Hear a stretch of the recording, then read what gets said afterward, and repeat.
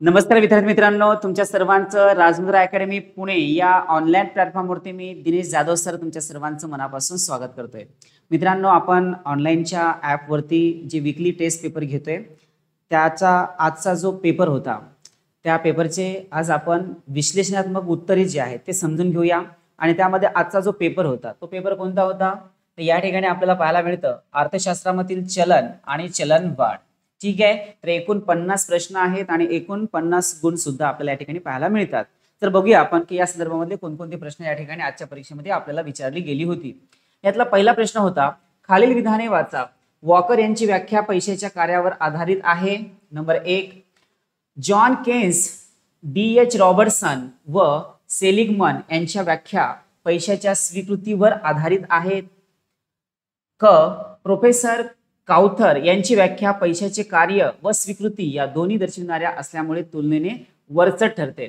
तर मित्रांनो, आपल्याला अशा स्वरूपाचे प्रश्न बऱ्याच वेळेस परीक्षेमध्ये विचारले जातात. ते काय करतात की पहिल्याचे विधान दुसऱ्याला, दुसऱ्याचे विधान तिसऱ्याला, तिसऱ्याचे विधान पहिल्याला, अशा प्रकारचं करून देतात आणि आपण या ठिकाणी कन्फ्यूज होतो. तर मित्रांनो, याचं उत्तर जे आहे याचं उत्तर वरीलपैकी एकही नाही हे आहे. त्यामुळे या ठिकाणी आपल्याला अशा स्वरूपाचे जे प्रश्न आहेत ते थोडेसे व्यवस्थित समजून घेणं गरजेचं आहे. यानंतर दुसरा प्रश्न बघा, खाली दिलेल्या पैशाची कार्य विचारत घ्या असा आपल्याला प्रश्न विचारला गेलेला आहे. त्यामध्ये विनिमयाचे माध्यम, ब आहे हिशोबाचे एकक, क मूल्य संचयन आणि ड जे आहे वस्तू आणि सेवांचे संकलन.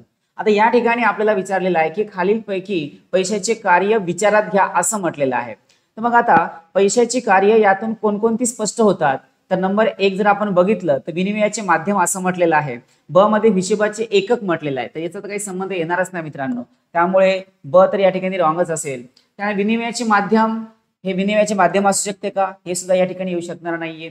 मूल्य संचयन येऊ शकतं का तर होय येऊ शकतं, कारण आपण या ठिकाणी त्याचा साठा करू शकतो तर त्या ठिकाणी ते येऊ शकतं. त्यामुळे क जे आहे ते बरोबर असायला पाहिजे.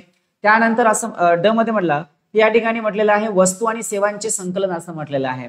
वस्तू आणि सेवांचे संकलन, सेवांचे संकलन होऊ शकतं का तर इथे ड सुद्धा या ठिकाणी येऊ शकणार नाहीये. आणि जे ई आहे भविष्यकालीन कर्जाची परतफेड, तर मित्रांनो हे होऊ शकतं, कारण आपल्याला सरते शेवटी पैशाची कार्य विचारलेली आहेत. भविष्यकालीन कर्जाची परतफेड या ठिकाणी होऊ शकते, त्यामुळे या ठिकाणी ई बरोबर असायला पाहिजे. तर आपलं क आणि ई हे दोन पर्याय जे आहे ते बरोबर आहेत. त्यामुळे आपल्याला आता ऑप्शन कडे जावं लागेल. ऑप्शन बघा, पहिलं काय म्हटलेलं आहे, केवळ अ व ब म्हटलेलं आहे. त्यानंतर केवळ क म्हटलेलं आहे, क आणि ई म्हटलेलं आहे आणि चौथ्यामध्ये क ड ई आणि फ म्हटलेलं आहे मित्रांनो. त्यामुळे आपलं उत्तर काय असायला पाहिजे, पर्याय क्रमांक 3 हे आपलं उत्तर असायला पाहिजे. चला समोर जाऊया आपण आता. पैशामुळे भविष्यकाळातील देणी देणे शक्य होते, या पैशाच्या गुणधर्माला काय म्हणतात असा आपल्याला प्रश्न विचारलेला आहे. परत सांगतो तुम्हाला काय म्हटलं, पैशामुळे भविष्यकाळातील देणी देणे शक्य होते, या पैशाच्या गुणधर्माला काय म्हणतात असं आपल्याला विचारलं गेलेलं आहे. तर मित्रांनो या ठिकाणी बघा, पहिलं आहे विनिमयाचे माध्यम, नंबर 2 मूल्यमापनाचे साधन आणि नंबर 3 मूल्य संचयन आणि नंबर 4 जे आहे ते स्थगित देय म्हटलेलं आहे. तर मित्रांनो याचं जे उत्तर आहे पर्याय क्रमांक 4 हे याचं उत्तर असायला पाहिजे. चला समोर जाऊया आता आपण. त्यानंतर बघा, खालील विधाने वाचा असं आपल्याला म्हटलेलं आहे. वस्तू विनिमयातील वस्तूंना सामान्य स्वीकृती नसल्याने त्याचे मूल्य स्थिर नसते. बघा काय म्हटलेलं आहे या ठिकाणी, वस्तू विनिमयातील वस्तूंना सामान्य स्वीकृती नसल्याने त्याचे मूल्य स्थिर नसते असं म्हटलेलं आहे पहिलं. आणि दुसरं म्हटलेलं आहे वस्तू विनिमय पद्धतीत विनिमय होणाऱ्या वस्तूंमध्ये मूल्य संग्रह हा गुणधर्म असतो असं म्हटलेलं आहे. तर मित्रांनो या ठिकाणी केवळ आणि केवळ कोणतं बरोबर असायला पाहिजे तर पहिलं बरोबर असायला पाहिजे, कारण मूल्य संग्रह हा गुणधर्म असतो असं आपल्याला म्हटलेलं आहे. त्यामुळे याचं उत्तर जे आहे पर्याय क्रमांक 1 हे असायला पाहिजे. चला समोर जाऊया आपण. यानंतर खालीलपैकी कोणत्या पैशाला अनियंत्रित पैसा असं म्हणतात. अनियंत्रित पैसा, ज्यावरती आपण काही कंट्रोल करू शकत नाही अशा स्वरूपाचा मनी म्हणजे अनियंत्रित पैसा आहे. तर या ठिकाणी कोणकोणते ऑप्शन या ठिकाणी आपल्याला बघायला मिळतात ते बघा. पहिलं म्हटलेलं आहे पत पैसा म्हटलेला आहे, ओके, नंबर 1. नंबर 2 म्हटलेला आहे स्थानिक कुपन म्हटलेलं आहे, ओके. त्यानंतर नंबर 3 जे आहे ते नंबर 3 म्हटलेलं आहे आभासी चलन आणि चौथं जे आहे ड नाणी म्हटलेलं आहे. मित्रांनो पत पैसा, आता या ठिकाणी जो बँकिंग मधला जो पैसा आहे त्या पैशाला अनियंत्रित पैसा म्हणतात का, अनियंत्रित पैसा म्हणतात. कशाला म्हणतात तर पत पैसा पहिलं. आणि दुसरं म्हटलेलं आहे या ठिकाणी स्थानिक कुपन. ओके, स्थानिक कुपन असू शकतं का? तर हो, कुपन मधून जे पैसा जो आहे तो त्या ठिकाणी अनियंत्रित पैसा होऊ शकतो, त्यामुळं ब जे आहे ते यायला पाहिजे. त्यानंतर आभासी चलन. आभासी चलन जे आहे ते सुद्धा अनियंत्रित आहे, कारण त्या आभासी चलनावरती कुणाचंही नियंत्रण नसते, त्यामुळे हे सुद्धा बरोबर असायला पाहिजे. त्यानंतर नाणी म्हटलेलं आहे मित्रांनो, नाणी जे आहे ते नियंत्रित असते आणि पतपैसा जो आहे तो सुद्धा नियंत्रित असतो. त्यामुळे अ आणि ड जे आहेत या नियंत्रित मध्ये येतात आणि अनियंत्रित पैशामध्ये काय येतं? तर कुपन आणि आभासी चलन येतं. त्यामुळे ब आणि क हे आपलं ऑप्शन असायला पाहिजे. म्हणून पर्याय क्रमांक 2 हे याचं उत्तर असायला पाहिजे. कारण या दोन्हीचंही जे डेटा असतो तो आपल्याकडे असतो आणि त्यावरती नियंत्रण सुद्धा आपल्याला करता येतं. त्यामुळे स्थानिक कुपन आणि आभासी चलन हे मात्र अनियंत्रित पैशाची उदाहरणं आहेत. यानंतर बघूया समोरचा प्रश्न. खालील विधानांपैकी योग्य विधान निवडा असा आपल्याला प्रश्न विचारलेला आहे. यामध्ये बघूया आपण की चलन ही मोजता येणारी संकल्पना आहे असं म्हटलेलं आहे.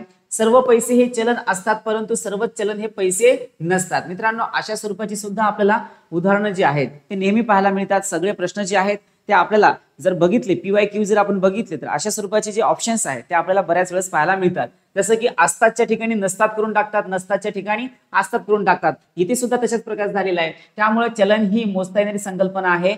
हे पहिलं जे आहे हे विधान ते अगदी बरोबर आहे, दुसरं मात्र चुकीचं आहे. त्यामुळे केवळ आणि केवळ अयोग्य हे याचं उत्तर असायला पाहिजे. म्हणून पर्याय क्रमांक 1 हे याचं उत्तर असायला हवं. यानंतर समोर चला, खालील वैध चलनाचे गुणधर्म कोणते असा आपल्याला प्रश्न विचारलेला आहे.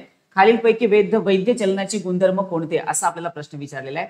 सरकारद्वारा किंवा मध्यवर्ती बँकेद्वारा निर्गमित व नियंत्रित, पहिला ऑप्शन. दुसरा आहे सामान्य स्वीकृती, तिसरा आहे विनिमयता, चौथा मर्यादित स्वीकृती आणि त्यानंतर पाचवा अल्पावधीत स्थिर किंमत असं आपल्याला म्हटलेलं आहे. मित्रांनो, या ठिकाणी आपल्याला गुणधर्म बघायचे आहेत. वैध चलनाचे गुणधर्म म्हटलं या ठिकाणी व्हॅलिड जे करन्सी आहे त्याचे गुणधर्म आपल्याला या ठिकाणी बघायचे आहेत. मग या ठिकाणी सरकारद्वारा किंवा मध्यवर्ती बँकेद्वारा निर्गमित किंवा नियंत्रित पैसा, तर या ठिकाणी हे पहिला ऑप्शन जे आहे किंवा पहिला जो पर्याय आहे या ठिकाणी अगदी बरोबर आहे. त्यानंतर दुसरा पर्याय म्हटलं तर सामान्य स्वीकृती असायला पाहिजे त्याला, कारण त्याला जोपर्यंत स्वीकृती प्राप्त होत नाही तोपर्यंत ते टेंडर म्हणून राहत नाही. त्यामुळे या ठिकाणी ब सुद्धा बरोबर असायला पाहिजे. केवळ अ आणि ब हे याचे दोन ऑप्शन जे आहेत ते बरोबर आहे. त्यामुळे पर्याय क्रमांक 1 हे याचं उत्तर असायला पाहिजे. चला समोर जाऊया आपण. यानंतर आपल्याला काही शास्त्रज्ञांची, अर्थशास्त्रज्ञांची नावं दिलेली आहेत, त्यांच्यानुसार त्यांचे काही सिद्धांत मांडले गेलेले आहेत. त्या सिद्धांतावरती आपल्याला काही प्रश्न विचारले गेलेले आहेत. त्यामध्ये आपल्याला विचारलेला आहे थॉमस ग्रेशम यांनी पैशाचे पुढील कोणते तत्व मांडले आहे असा आपल्याला या ठिकाणी प्रश्न विचारलेला आहे. तर या ठिकाणी बघा, पहिला आहे चांगला पैसा वाईट पैशाला दूर सारतो. असं काही सांगितलं का बरं की चांगला पैसा वाईट पैसा दूर सारू शकतो? असं काही आहे का? किंवा कोणाला अनुभूती आलेली आहे का? त्याचा अनुभव आहे का कोणाला की चांगला पैसा जो आहे तो वाईट पैशाला दूर सारू शकतो? तर हे विधान जे आहे ते अगदी चुकीचं आहे मित्रांनो.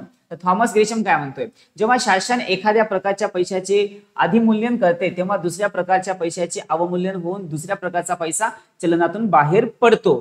त्यामुळे पहिलं विधान जे आहे ते चुकीचं आहे, दुसरं विधान मात्र अगदी बरोबर आहे. त्यामुळे या ठिकाणी याचं उत्तर काय असायला पाहिजे? पर्याय क्रमांक 2 म्हणजे केवळ ब हे याचं उत्तर असायला पाहिजे. चला समोर तर आता आपण खालील दोन विधानांपैकी योग्य विधान ओळखा असं आपल्याला विचारलेलं आहे. मित्रांनो लक्षात घ्या, खालील दोन विधानांपैकी योग्य विधान ओळखायचं आपल्याला. भारतीय चलन रुपयाचे र हे चिन्ह 2015 ला स्वीकारण्यात आले आहे असं एक विचारलेलं आहे. आणि दुसरं आहे की जे रुपयाची करन्सी आहे किंवा आपलं जे रुपयाचं सिम्बॉल आहे हे सिम्बॉल म्हणजे रुपये हे रुपयाचे चिन्ह डी उदयकुमार यांनी तयार केले आहे. मित्रांनो एक गोष्ट लक्षात घ्या, या ठिकाणी आपलं जे रुपयाचं जे चिन्ह आहे ते रुपयाचं चिन्ह 2010 मध्ये स्वीकृत करण्यात आलंय. 15 जुलै 2010 मध्ये स्वीकृत करण्यात आलेलं आहे.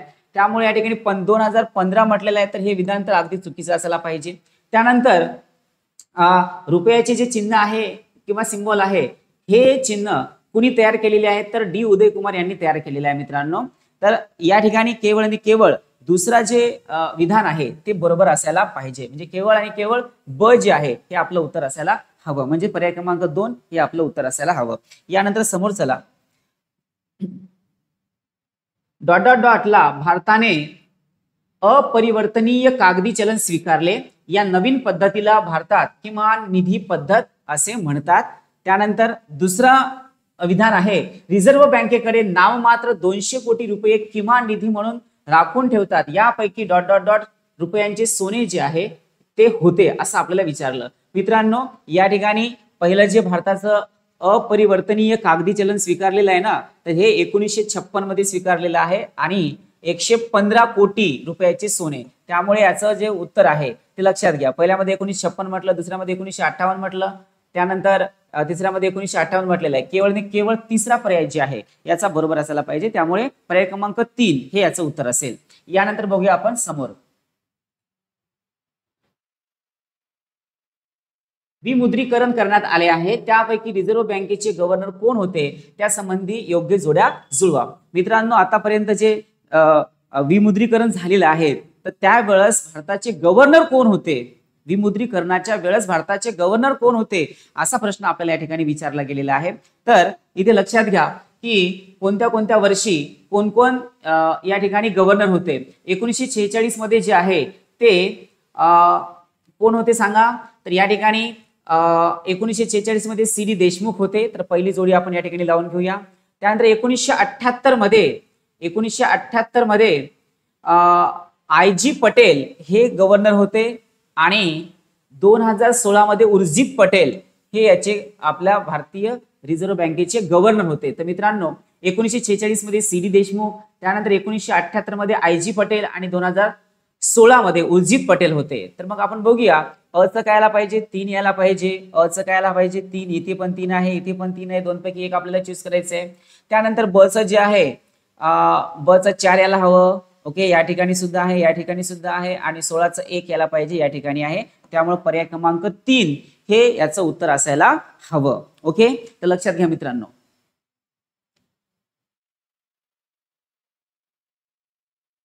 यानंतरचा समोरचा प्रश्न बघूया आपण. भारतात पुढीलपैकी कोणत्या ठिकाणी नोट प्रेस कार्यरत आहेत असा आपल्याला प्रश्न विचारला आहे. तर या ठिकाणी बघा काही ठिकाणं दिलेली आहेत त्यापैकी आपल्याला आता बघायचं आहे की कोणत्या कोणत्या ठिकाणी नोट प्रेस आहेत, सिक्युरिटी प्रेस आहेत. कलकत्त्याला आहे का, तर नाहीये मित्रांनो, कलकत्त्याला नाहीये. नाशिक रोडला, यस नाशिक रोडला आहे. मुंबईला आहे का, नाहीये. मुंबईला टाकसाळ आहे. त्यानंतर देवासला आहे का, तर यस देवासला आहे. त्यानंतर म्हैसूरला, ओके म्हैसूरला आहे का, म्हैसूरला सुद्धा आहे. त्यानंतर हैदराबादला आहे का, तर हैदराबादला नाही. सालबोनीला आहे का, तर येस सालबोनीला आहे. तर मित्रांनो कोणत्या कोणत्या ठिकाणी आहे, नाशिक रोड, त्यानंतर देवास, त्यानंतर म्हैसूर, त्यानंतर सालबोनी या ठिकाणी आहे. ब, ड, ई आणि ग हे आपले ऑप्शन असायला पाहिजे. अ क ड चुकीचं असायला हवं. त्यानंतर अ क आणि फ हे सुद्धा चुकीचं आहे. अ ब ड ई कारण कोलकाता येतच नाही या ठिकाणी. ब ड ई आणि ग. तर मित्रांनो याचं आपल्याला उत्तर जे आहे ते पर्याय क्रमांक 4 हे आपल्याला या ठिकाणी पाहायला मिळतं. चला समोर जाऊया आपण आता. खालील विधानांपैकी योग्य विधान निवडा असा आपल्याला प्रश्न विचारलेला आहे. रिझर्व्ह बँक कायदा 1934च्या कलमात 24 अन्वये रिझर्व्ह बँक जास्तीत जास्त 50,000 रुपये मूल्याची नोट छापू शकते. मित्रांनो 50,000 रुपयाची छापू शकत नाही, जास्तीत जास्त 10,000 रुपयाची छापू शकते, त्या पलीकडे छापू शकत नाही. त्यामुळे पहिलं विधान जे आहे ते चुकीचं आहे. नोटांच्या रचनेबाबत रिझर्व्ह बँकेचे मध्यवर्ती संचालन मंडळ शिफारस करते आणि या शिफारशी विचारात घेऊन नोटांच्या रचनेला अंतिम मान्यता केंद्र सरकार देते. अगदी बरोबर आहे. त्यानंतर म्हटलेलं आहे 2 रुपये ते 2,000 रुपये मूल्याच्या सर्व नोटाद्वारे कमाल किती रुपयांचे व्यवहार करायचे याला मर्यादा नाही. तर हे सुद्धा बरोबर आहे. तर मित्रांनो या ठिकाणी ब आणि क हे दोन्ही विधाने बरोबर आहेत. त्यामुळे आपल्याला ब आणि क चे विधान बघायचे आहे. पहिल्यामध्ये अ आणि क म्हटलेलं आहे चुकीचं आहे. दुसऱ्यामध्ये केवळ क म्हटलेलं आहे. तिसऱ्यामध्ये ब आणि क म्हटलेलं अगदी बरोबर आहे. त्यामुळे पर्याय क्रमांक 3 हे याचं उत्तर असायला पाहिजे. चला समोर जाऊया आता आपण. नोटा आणि बँकेच्या रोख्यांसाठी लागणारा कागद कुठे तयार होतो. तर मित्रांनो हैदराबाद, होशंगाबाद, देवास आणि सालबोनी या ठिकाणी मध्य प्रदेशातील होशंगाबाद या ठिकाणी हा जो करन्सीला लागणारा जो पेपर आहे तो पेपर या ठिकाणी तयार होतो. त्यानंतर बघूया आपण 2016च्या विमुद्रीकरणाची कोणती कारणे सरकारने सांगितली आहे असं आपल्याला म्हटलेलं आहे. आता कोणती कोणती कारणं सांगितली जी की विमुद्रीकरणाची होती. त्यामध्ये बेहिशोबी काळा पैसा रोखणे अगदी बरोबर होतं, हे सरकारने आपल्याला सांगितलं होतं. त्यानंतर दहशतवादी कृत्यांसाठी वापरल्या जाणाऱ्या उच्च मूल्यांच्या नोटा निष्प्रभ करणे हे सुद्धा कारण सांगितलं होतं. ब सुद्धा बरोबर आहे. त्यानंतर क चलनवाढ कमी करणे हे मात्र त्याचा काही उद्देश नव्हता. त्यानंतर भ्रष्टाचार रोखणे अगदी बरोबर होतं. नकली नोटा निष्प्रभ करणे हे सुद्धा बरोबर होतं. त्यामुळे अ ब त्यानंतर ड आणि ई हे याचे पर्याय असायला पाहिजे. पहिल्यामध्ये ए बी डी ई म्हटलेलं आहे, चुकीचं आहे. बी के डी ई म्हटलेलं आहे, रॉंग आहे. ए के डी ई हे सुद्धा रॉंग आहे. ए बी डी ई, तर मित्रांनो या ठिकाणी आपल्याला ए बी डी ई पाहायला मिळतं, त्यामुळे याचं उत्तर पर्याय क्रमांक 4 असायला हवं. यानंतर समोर चला, योग्य जोड्या जुळवा असा आपल्याला प्रश्न विचारलेला आहे. योग्य जोड्या जुळवायच्या आहेत आपल्याला. नकली नोटा निष्प्रभ करणे, अलीकडे पहिल्यामध्ये उद्देश दिलेला आहे आणि दुसऱ्यामध्ये त्यांचे कायदे दिलेले आहेत की त्या कायद्यामध्ये त्यांनी कोणता उद्देश समोर डोळ्यासमोर ठेवला होता, त्यानुसार आपल्याला त्याची जोड्या लावायची आहेत. तर मित्रांनो नकली नोटा निष्प्रभ करण्यासाठी नोटबंदी करण्यात आली, आपल्या सर्वांना माहिती आहे, त्यामुळं अ 4 याला पाहिजे. त्यानंतर काळ्या पैशाचे नियंत्रण करणे यासाठी बेनामी व्यवहार कायदा तयार करण्यात आला होता, त्यामुळे ब चं जे आहे ते 2 याला पाहिजे. त्यानंतर व्यवसाय सरलतेस प्रोत्साहन देणे यासाठी कोणता कायदा करण्यात आला, दिवाळखोरी कायदा करण्यात आला होता, त्यामुळे क चं जे आहे ते 3 याला पाहिजे. आणि अनुदानाचे तर्कशुद्धीकरण यासाठी आधार कायदा आणला होता, त्यामुळे 4 म्हणजे ड चं जे आहे ते 1 याला हवं. तर लक्षात घ्या मित्रांनो, अ चं काय याला पाहिजे, 4 याला हवं. ओके, या ठिकाणी 4 आहे, या ठिकाणी 4 आहे आणि या ठिकाणी 4 आहे, इथे पण 4 आहे. ओके, त्यानंतर काळ्या पैशाचे नियंत्रण दूर करणे म्हणजे ब चं जे आहे ते 2 याला हवं. या ठिकाणी 2 नाहीये तर 3 आहे. या ठिकाणी मित्रांनो आपल्याला 2 पाहायला मिळतं, इथं 1 पाहायला मिळतं, त्यामुळे बाकीचे ऑप्शन जे आहेत ते कट झालेले आहेत. त्यामुळे पर्याय क्रमांक 2 हे आपलं उत्तर असायला पाहिजे. पर्याय क्रमांक 2 हे आपलं उत्तर असायला पाहिजे. यानंतर चला समोर, खालील विधानांपैकी योग्य विधान निवडा असा आपल्याला प्रश्न विचारलेला आहे. काळ्या पैशासाठी 2014 मध्ये ब्लॅक मनी ऍक्ट संमत करण्यात आला, पहिलं विधान आहे. आणि 2015 मध्ये काळ्या पैशासाठी स्पेशल इन्व्हेस्टिगेशन टीम SIT स्थापन करण्यात आली. तर मित्रांनो याठी आपल्याला ऑप्शन खाली पाहायला मिळतात, केवळ अ बरोबर, केवळ ब बरोबर, अ व ब बरोबर, यापैकी नाही असं आपल्याला विचारलेलं आहे. मित्रांनो या स्वरूपाचे प्रश्न आपल्याला अलीकडे खूप जास्त प्रमाणात पाहायला मिळतात. हे काय करतात की पहिल्या विधानाचं उत्तर दुसऱ्या विधानामध्ये असतं, दुसऱ्या विधानाचं उत्तर पहिल्या विधानामध्ये असतं, हे मिसमॅच करून टाकतात. त्यामुळे आपण थोडे जास्त वेळ घेतो. तर मित्रांनो आपल्याला जास्तीत जास्त PYQ ची जी सवय आहे ते करून घेणं गरजेचं आहे. आपल्याला कळू लागेल की MPSC आपल्याला कशा स्वरूपाचे प्रश्न विचारते, त्यानुसारच आपल्याला प्रश्नाकडे जाणं गरजेचं असतं. त्यामुळे यापैकी 2014 मध्ये SIT स्थापन करण्यात आली होती, 2015 मध्ये ब्लॅक मनी ऍक्ट स्थापन करण्यात आला होता किंवा संमत करण्यात आला होता. हे एकमेकांचे एक्सचेंज करून दिलेले ऑप्शन्स आहेत, त्यामुळे हे दोन्हीही रॉंग आहेत मित्रांनो. तर केवळ अ व ब असं म्हटलेलं आहे, यापैकी नाही, तर आपलं उत्तर असायला पाहिजे यापैकी नाही. म्हणून पर्याय क्रमांक 4 हे याचं उत्तर असेल. पर्याय क्रमांक 4 हे याचं उत्तर असेल. समजले सर्वांना? तर लक्षात घ्या मित्रांनो, अशा स्वरूपाचे जे प्रश्न आहेत ते आपल्याला नेहमी विचारले जातात. यानंतर आता आपण समोर जाऊया. सरकारचा महसूल अचानक वाढण्याची खालीलपैकी कोणती कारणे आहेत असं आपल्याला विचारलेलं आहे. आता सरकारचा महसूल म्हणजेच काय, सरकारचे जे पैसे आहेत ते अचानक कसे वाढू शकतात, त्याला कोणकोणती कारणे जबाबदार असतात किंवा त्याला कोणकोणते घटक गरजेचे असतात हे आता या ठिकाणी आपल्याला बघायचं आहे. पहिलं म्हटलेल्या कर देण्याबाबत लोकांमध्ये वाढलेली जागरूकता. लोक एवढे कर देतील का बरं, की जागरूकता किती जरी वाढवली तर लोकांना कर देण्याची मनातून इच्छा असते का, तर नाहीये. तर मनातून इच्छा नाहीये. त्यामुळे जे ऐच्छिक लोक आहेत, ज्यांना कर्ज घेऊन किंवा त्याच्यावरती जो टॅक्स आहे तो टॅक्स भरण्याची जागरूकता काही मोजक्याच लोकांमध्ये आहे. त्यामुळे पहिलं जे विधान आहे ते विधान आपल्या भारतासाठी काही लागू पडत नाहीये, त्यामुळे पहिलं जे आहे ते आपण सोडले. त्यानंतर बघा, वाढलेले कराचे दर, अगदी बरोबर आहे. कर वाढला म्हणजे सरकारकडे पैसा जास्त येणार, लक्षात घ्या. जसं की आधी GST नव्हती, तर GST लावल्यापासून कर मोठ्या प्रमाणात टॅक्स जे आहे ते सरकारकडे जमा होत चाललेला आहे. त्यानंतर प्रधानमंत्री गरीब कल्याण योजना, अगदी बरोबर. गरिबांना मोठ्या प्रमाणात पैसा पुरवठा केल्यानंतर लोकांकडे पैसा जमा झाला, त्यामुळे साहजिकच आहे की चलनवाढ जी आहे किंवा महसूल जे आहे तो नेहमी वाढत असताना पाहायला मिळतो. त्यानंतर बघा, ही सुद्धा बरोबर आहे. त्याच्यानंतर बघा, आपल्याला म्हटलेलं आहे काळा पैशाचा पर्दाफाश करणारी कारवाई करणे, तर हे सुद्धा बरोबर आहे. कारण काळा पैसा जर पकडला गेला की सरळ सरकारकडे तो जमा होतो आणि सरकारकडे जमा झाला म्हणजे काय झालं, सरकारचा महसूल वाढला, त्यामुळे ते सुद्धा अगदी बरोबर आहे. उत्पन्न प्रगटीकरण योजना, हे मात्र याचं काही ऑप्शन या ठिकाणी असणार नाहीये. त्यामुळे मित्रांनो ब, क आणि ड हे 3 ऑप्शन याचे असायला हवेत. बघूया आपण. अ ब ड ई रॉंग आहे, क ड ई हे सुद्धा रॉंग आहे, ब क ड हे आपलं उत्तर असायला पाहिजे. वरीलपैकी सर्व हे काही उत्तर याचं नाहीये, त्यामुळे पर्याय क्रमांक 3 हे आपलं उत्तर असायला पाहिजे. यानंतर समोर चला, चलन संख्यामान सिद्धांत सिद्ध करण्यासाठी फिशरने कोणते व्यवहार समीकरण मांडले आहे? आता फिशरचा आपल्याला या ठिकाणी समीकरण, व्यवहार समीकरण बघायचं आहे. तर मित्रांनो या ठिकाणी आपल्याला MVPT2 दिलेला आहे, PVMT दिलेला आहे आणि MV = PT दिलेला आहे. तर या ठिकाणी MV = PT हे याचा व्यवहार समीकरण मांडलेलं आहे. तर मित्रांनो आपल्याला जशाला तसे हे जे प्रश्न आहेत ते फॅक्च्युअल टाइप ऑफ क्वेश्चन मध्ये पाहायला मिळतात, म्हणून याचं उत्तर असायला पाहिजे पर्याय क्रमांक 3. यानंतर समोर जाऊया आपण. फिशरच्या समीकरणावरून खालीलपैकी कोणते अनुमान काढता येतात असं आपल्याला म्हटलेलं आहे.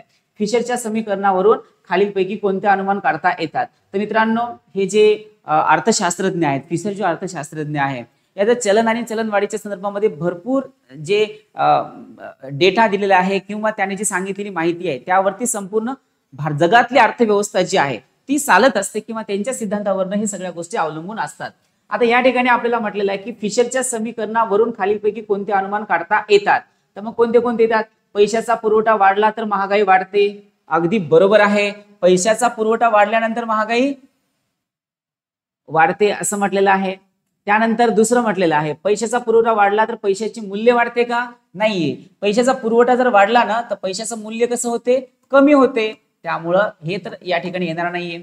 अर्थव्यवस्थेतील एकूण खर्च आणि एकूण विक्री सारखी असते, तर या ठिकाणी हे मात्र विधान बरोबर असायला पाहिजे. अ आणि क हे दोन या ठिकाणी याची विधानं बरोबर असायला पाहिजे फिशरच्या समीकरणावरून. तर या ठिकाणी पहिला ऑप्शन आहे अ आणि ब, दुसरा आहे अ आणि क. तर इथे आपलं ऑप्शन नंबर 2 ला उत्तर सापडतं, म्हणून पर्याय क्रमांक 2 हे याचं उत्तर असायला पाहिजे. चला यानंतर आपण समोर जाऊया.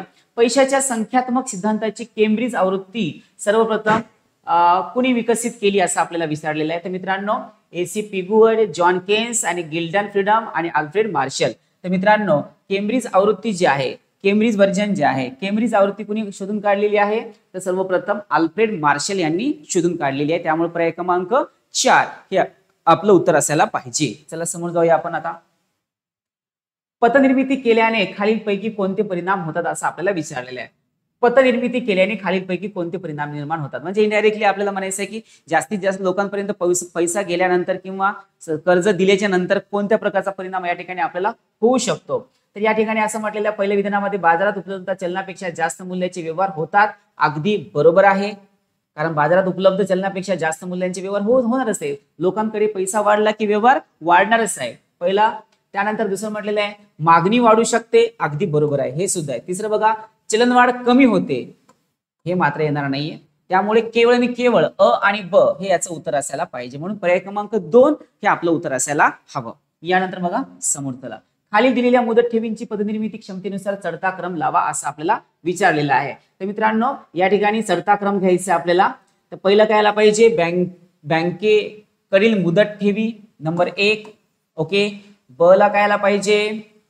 ओके बँकांकडील बचत ठेवी 2 नंबरला यायला पाहिजे. त्यानंतर बँकांकडील चालू ठेवी 3 नंबरला यायला हवं आणि शेवटी यायला पाहिजे नोटा आणि नाणी हे 4 यायला पाहिजे. म्हणजे या ठिकाणी क, ब, अ आणि ड.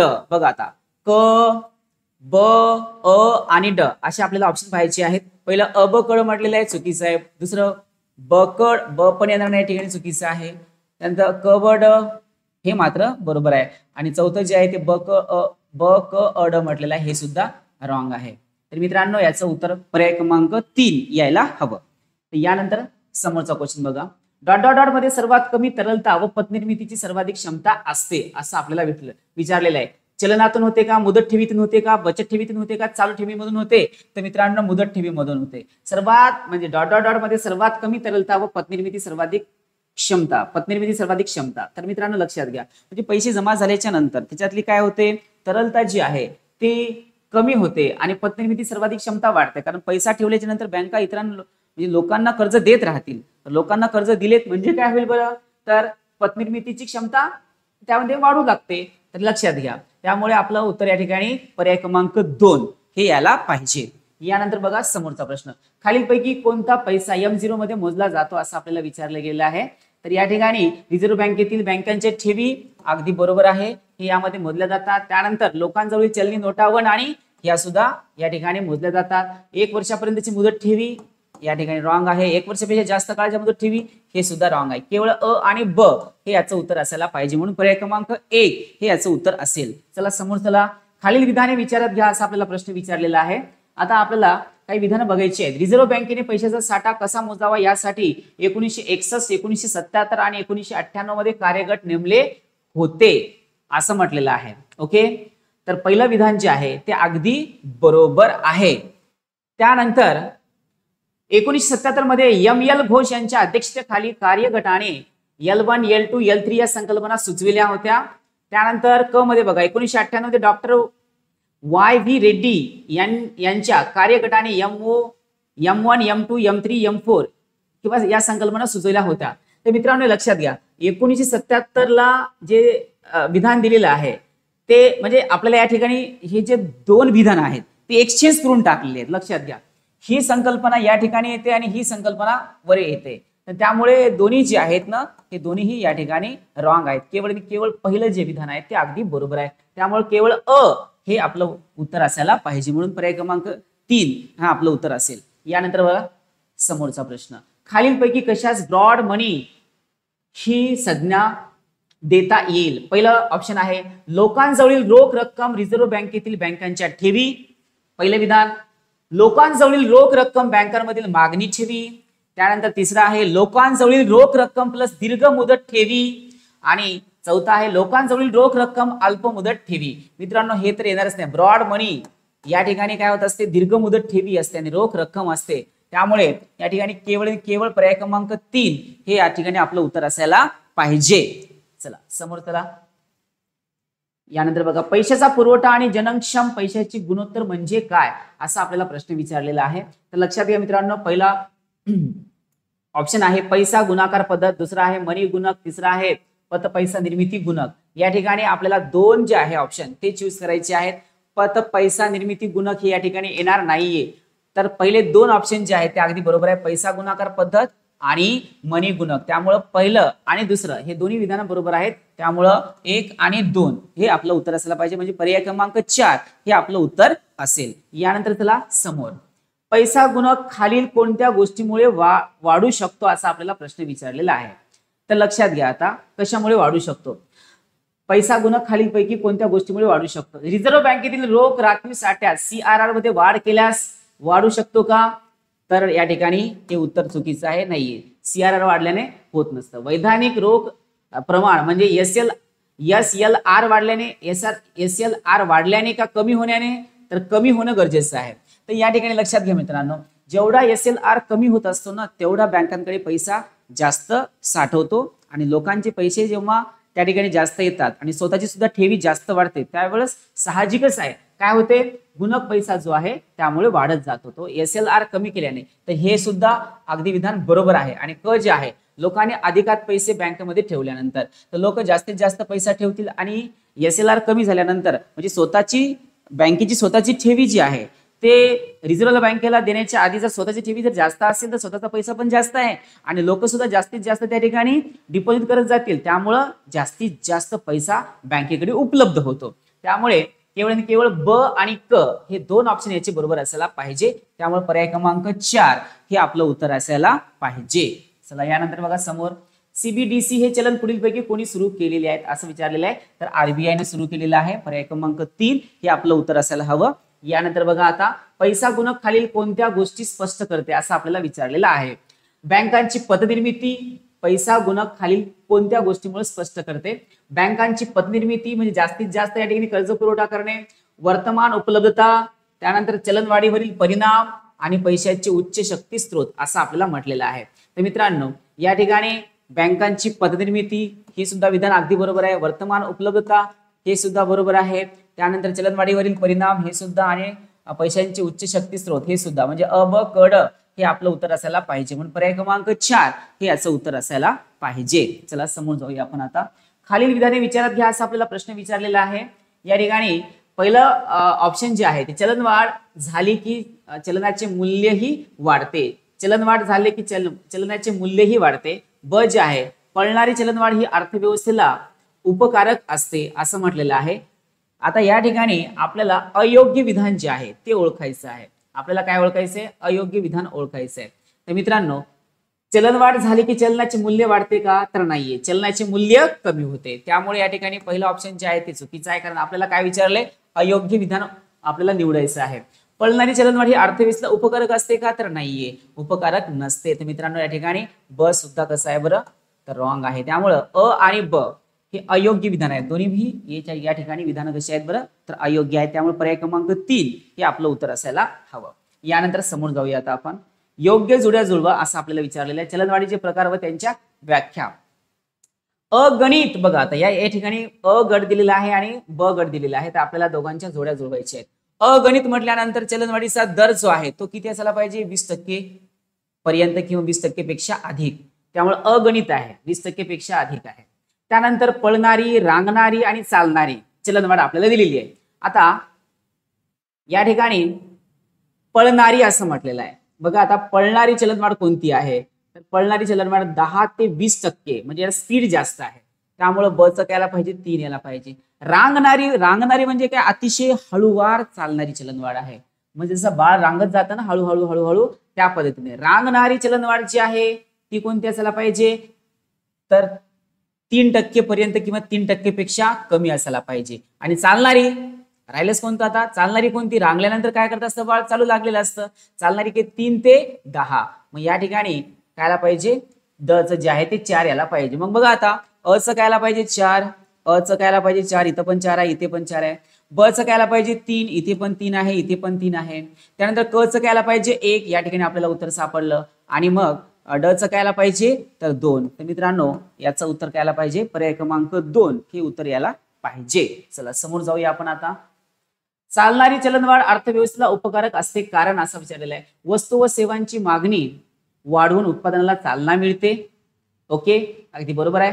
बेरोजगारी कमी झाली किंवा कमी होते, अगदी बरोबर आहे. नवीन व्यवसाय निर्माण होतात, हे सुद्धा बरोबर आहे. त्यामुळे अ, ब आणि क हे तीनही जे पर्याय आहेत ते अगदी बरोबर आहेत, कारण चालणारी चलनवाढ अर्थव्यवस्थेला उपकारक असते, त्याची सगळी कारण आहेत. त्यामुळे अ, ब आणि क म्हणजे पर्याय क्रमांक 4 हे आपलं उत्तर असायला पाहिजे. चला समोर जाऊया आपण. ग्राहक किंमत निर्देशांक म्हणजे सीपीआय, कंझ्युमर प्राइस इंडेक्स संदर्भात खालीलपैकी कोणती विधाने बरोबर आहेत असं आपल्याला विचारलेलं आहे. तर बघूया, 2015 पासून नीती आयोगामार्फत सीपीआय लागू करण्यात आला आहे. तर हे मात्र विधान चुकीचं आहे. सीपीआय रुरल काढताना ग्रामीण भागातील 448 वस्तू आणि सीपीआय अर्बन काढताना शहरी भागातील 460 वस्तू व सेवांची किमती विचारात घेतात. अगदी बरोबर आहेत मित्रांनो, लक्षात घ्या. ग्रामीण भागातील 448 आणि शहरी भागातील 460.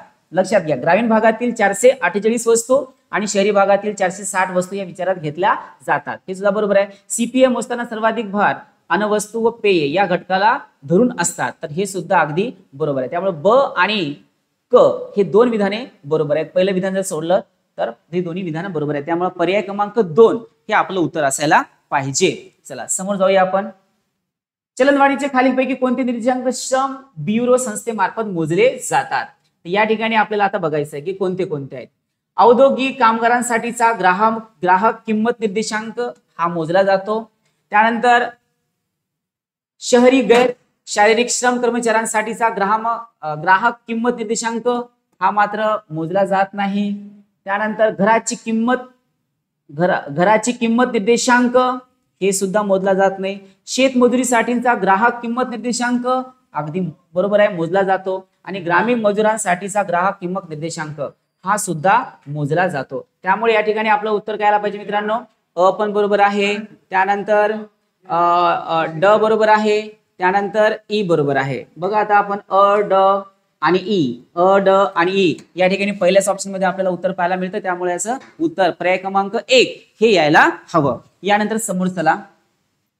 खालीलपैकी चलनवाढीची कारणे कोणती कारणे मागणी ताणजन्य आहेत असं आपल्याला विचारलेलं आहे, डिमांड स्ट्रेचेबल. तर या ठिकाणी आता कोणते कोणती कारणे आहेत? खाजगी खर्चात वाढ होणे, काळा पैसा, खराब औद्योगिक वाढ, त्यानंतर तुटीचा अर्थभरणा, उत्पादनातील घट. तर मित्रांनो या ठिकाणी अ बरोबर आहे, खाजगी खर्चात वाढ होणे. त्यानंतर काळा पैसा हे सुद्धा अगदी बरोबर आहे. आणि त्यानंतर औद्योगिक वाढ, खराब औद्योगिक वाढ हे काही बरोबर नाहीये. तुटीची अर्थभरणा हे अगदी बरोबर आहे. उत्पादनातील घट हे मात्र रॉंग आहे. त्यामुळे अ, ब आणि ड हे याचे उत्तर असायला पाहिजे. अ, ब आणि ड. त्यामुळे पर्याय क्रमांक 1 हे याचं उत्तर असायला हवं. चला समोर जाऊया आता आपण. खालीलपैकी कोणती चलनवाढीची पुरवठाजन्य कारण नाहीत असं आपल्याला विचारलेलं आहे. कोणती कारणे नाहीत असं आपल्याला विचारलेलं आहे. अपुऱ्या पायाभूत सुविधा, त्यानंतर औद्योगिक कलह, नैसर्गिक संकट आणि लोकसंख्या वाढ. तर मित्रांनो, खालीलपैकी कोणती चलनवाढीची पुरवठाजन्य कारणे नाहीत तर कोणती आहेत? तर पहिले आहे म्हणजे अपुऱ्या पायाभूत सुविधा, त्यानंतर औद्योगिक कलह हे पण आहे आणि नैसर्गिक संकट हे सुद्धा आहे. नाही कोणतं? तर या ठिकाणी लोकसंख्येची वाढ. त्यामुळे केवळ ड जे आहे ते चुकीचं आहे. त्यामुळे पर्याय क्रमांक 3 हे आपलं उत्तर असायला पाहिजे. चला समोर जाऊया आता आपण.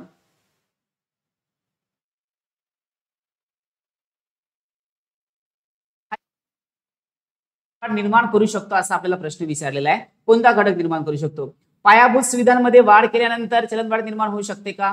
त्यानंतर रिझर्व्ह बँकेकडून कर्ज घेणे, त्यानंतर नोटा छापून नवीन चलन निर्मिती करणे आणि सार्वजनिक कर्जाची परतफेड करणे. तर मित्रांनो, नोटा छापून नवीन चलन निर्मिती केल्यामुळे काय होतं सांगा, की सर्वाधिक चलनवाढ निर्माण होऊ शकते. त्यामुळं केवळ क जे आहे ते आपलं उत्तर असायला पाहिजे. म्हणून पर्याय क्रमांक 3 मध्ये आपल्याला आपलं उत्तर पाहायला मिळतं. त्यामुळं पर्याय क्रमांक 3 हे उत्तर असायला हवं. यानंतर बघा आता समोर, एखाद्या अर्थव्यवस्थेत खालीलपैकी कोणते व्यवहार पैशाच्या पुरवठ्यात वाढ करतील असं आपल्याला विचारलेलं आहे. पैशाच्या पुरवठ्यात वाढ करणारे घटक कोणते आहेत किंवा व्यवहार कोणते आहेत ते आता आपल्याला बघायचंय. पहिला बघा, मध्यवर्ती बँकेने लोकांकडून शासकीय प्रतिभूतींची मुदतपूर्व खरेदी केली तर. नंबर 1. दुसरं, CRR व SLR bank rate repo rate वाढवला तर. त्यानंतर शासनाने मध्यवर्ती बँकेकडून कर्ज घेतले तर. त्यानंतर आपल्याला म्हटलेलं आहे की नवीन नोटा छापून चलन निर्मिती केली तर. लक्षात घ्या मित्रांनो. आणि शेवटचं आहे, परकीय गुंतवणूक केली असेल तर. पहिलं जे आहे ते पैशाच्या पुरवठ्यात वाढ कधी होऊ शकते? मध्यवर्ती बँकेने लोकांकडून शासकीय प्रतिभूतींची मुदतपूर्व खरेदी केली तर.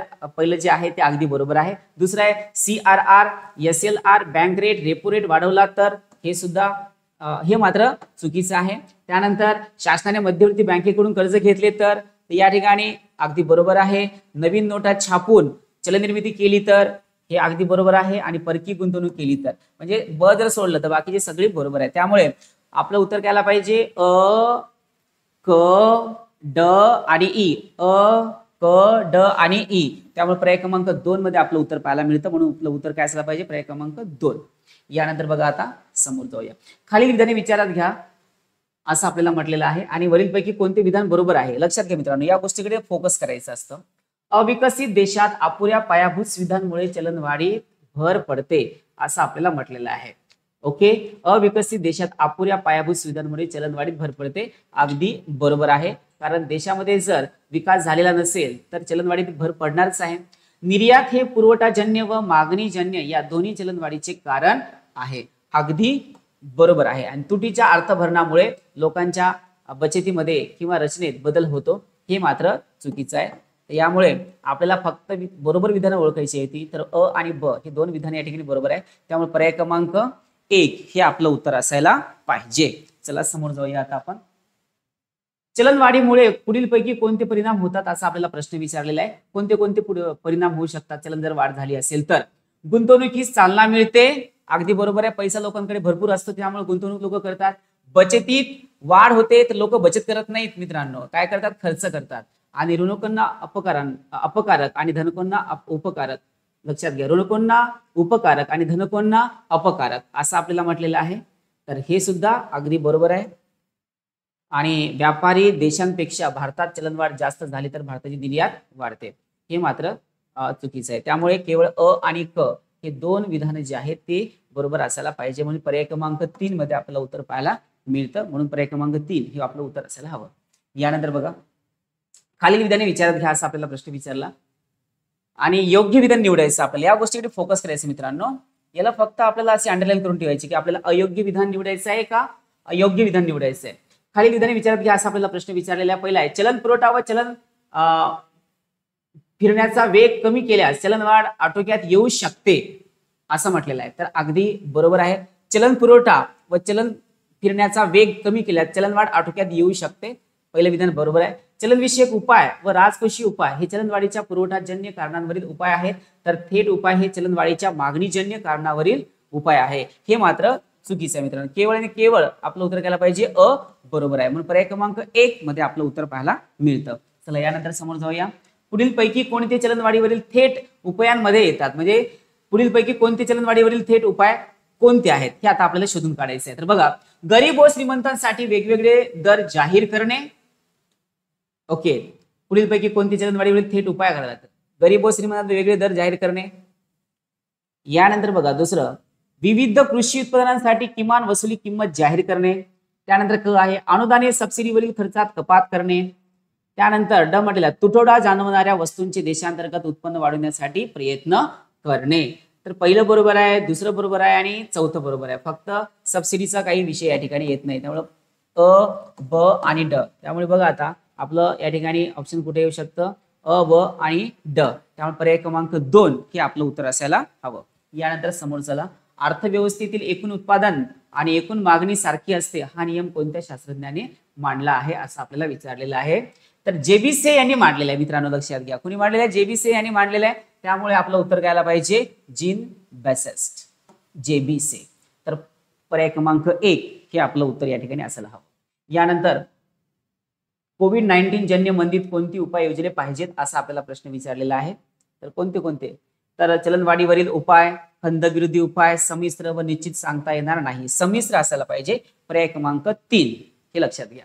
यानंतर बघा, चलनवाढीच्या काळात खालीलपैकी कोणते मौद्रिक धोरण अधिक यशस्वी ठरेल असं आपल्याला, चलनवाढीच्या काळात, चलन जर वाढ झाली असेल तर त्याच्या काळामध्ये मौद्रिक धोरण कोणते यशस्वी ठरू शकते असं आपल्याला विचारलेलं आहे.